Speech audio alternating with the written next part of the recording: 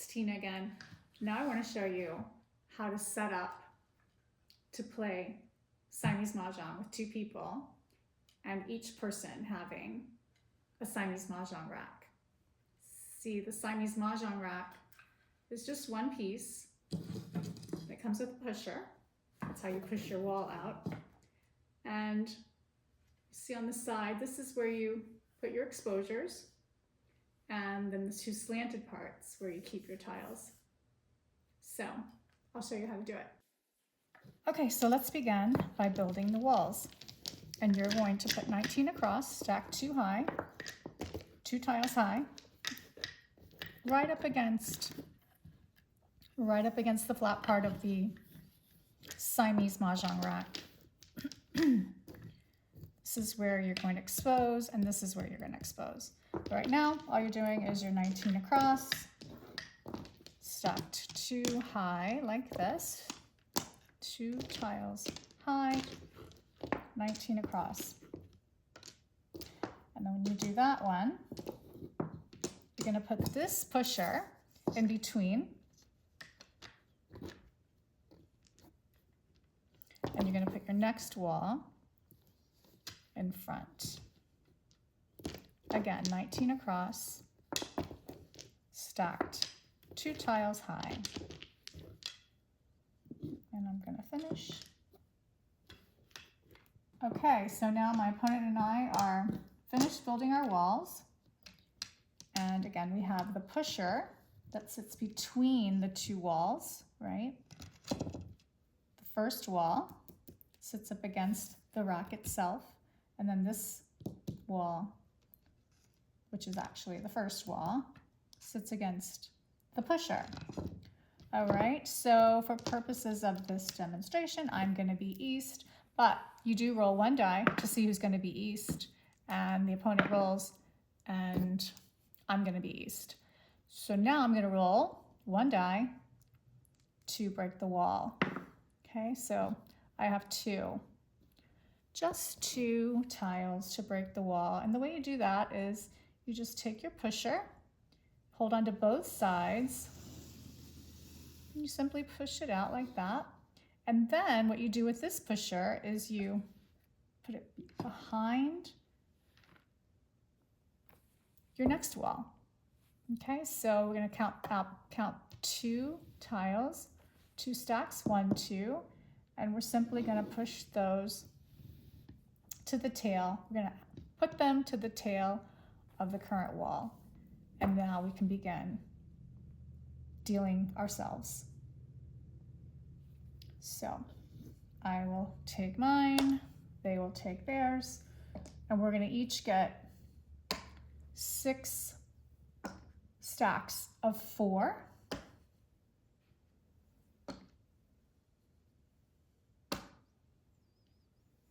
That equals 24, and then we're going to get 3 more each in order to have 27 tiles each, because that's what we're going to have now is 27 each. That's how you begin the game of Siamese Mah Jongg with two people, 27 tiles for each player. Now, East's second wall comes out. Before the opponent's wall, East's second wall comes out. So now the deal continues. And they have 1, 2, 3, 4, 5 stacks. I have 1, 2, 3, 4, 5 stacks. I need one more to make 6 stacks. They need 6 stacks. And I need 3 more in order to make 27. And they'll take 3 more to make 27 tiles. And then we place all our tiles on the slanted parts of our rack, just like this. Get them all organized however we feel works, and hopefully we see some things coming together. We've got our Siamese Mah Jongg card ready, and in order to begin the game, since I'm east, what I will do once we have looked at our tiles and figured out, given ourselves some time to figure out what we're going to do, East begins the game by picking from the wall. So I would pick from the wall, figure out if I need this or not, and then discard 5 crack. That's how you begin the game. Okay, so now you're picking up all your tiles and turning them over, and the next thing you're gonna do is organize them. So you're gonna get them all right side up, and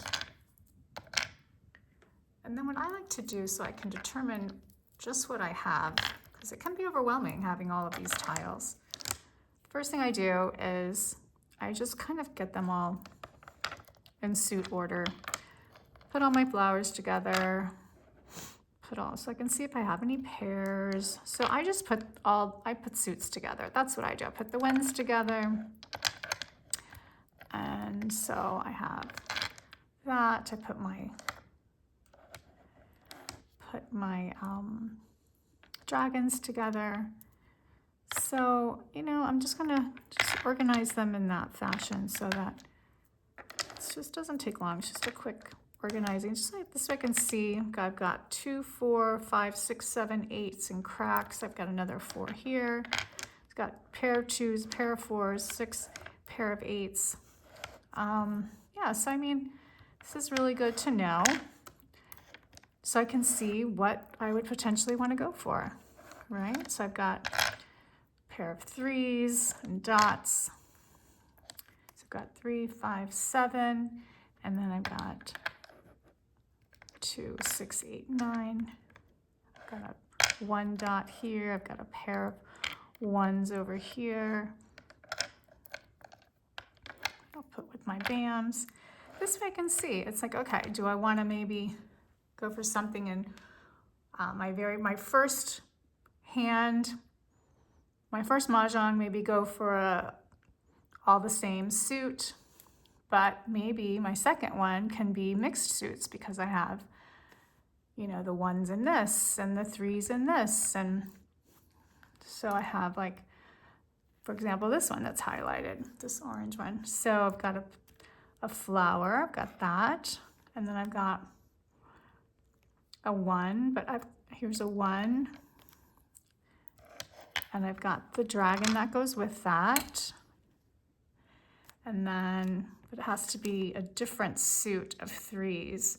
But, you know, so this is the kind of thing you work out. I'm doing it with you right now, but this is what you work out in a few minutes. You know, you take a few minutes, you and your opponent, to figure out what you want to work on. And that's why these highlighters are really great, because then you can just kind of say, all right, I think my primary mahjong is going to be that hand, and then, but in this case, it may be something in 2, 4, 6, 8, because this is looking pretty good.